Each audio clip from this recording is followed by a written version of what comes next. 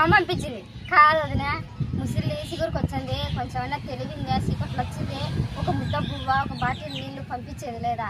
అదే మా చిన్న చెల్లెలు ఫోన్ చేసింది, అమ్మకాడికి ఒక కన్నీళ్ళు తీసుకొని చూడు చూడు కోడలే బిడ్డ బిడ్డే, మళ్ళీ ఏమో నా కోడలని చెప్తారు. ఏమోలేమ్మా, సిగురు పప్పు బాగా చేయి మా అమ్మకు, సిగొట్ల కట్టేంపి. ఇప్పుడన్నా నేను చెప్పినానని మా అమ్మ నా కోసం అని ఇదిగో చూడు ఎంత సిగురు పంపించిందో. బలందులే పప్పు బలంటా వదిన, అనేది కొత్త సిగురు కదా, తొలిచూరు పంట. ఇప్పుడైతే గాన వానలు లేకుంటే ఇంకా బలెండు సిగురు అయితే గాన నేనైతే ఏదైతే కొనాలంటే ఇది ఒక్కటేబ్బా.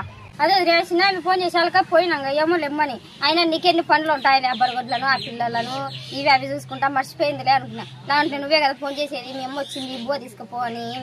ఏమో లేదునే, మళ్ళీ మేమే మాట్లాడుకున్నాను, మా అమ్మకు బో పెట్టకుండా ఎండగట్టు చూసుకో, భద్రం ఎండల కాలం. మా మీద ఎప్పుడు లేని బిరు చూపి ఆకు.